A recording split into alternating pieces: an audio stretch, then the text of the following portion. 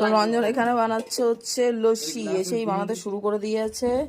এই যে হ্যাঁ, একটু ঢেলে কমিয়ে নাও, পুরো দইটা দিয়ে দিয়েছ। 2 গ্লাস অলরেডি করে রেখেছে, অনেক বড় বড় গ্লাস, আমরা খাবো তখন তো ছোট গ্লাসে খাবো।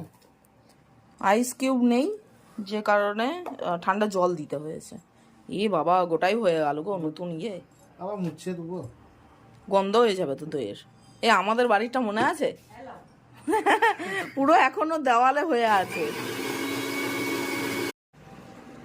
সবার লস্যি খাওয়া হয়ে গেছে, তারপর ফাইনালি আমি খাবো, ঠিক আছে?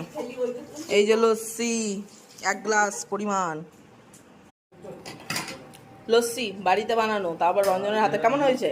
ভালো হয়েছে? উপরেটা কি দিয়েছে ওটা? এইটা জলজিরা দিয়ে সুন্দর লাগছে, কিন্তু কালকে থেকে ভালো লাগছে। কালকে মা দিয়েছিল একদম গেদে গুচ্ছে জোয়ান। আমি দিয়েছি, কিন্তু আইডিয়াটা আমি আর একটু জোর দাও না, অনেকটা দিই। দারুণ খেতে হয়েছে, একটু পাতলা হয়েছে কিন্তু ভালো লাগছে।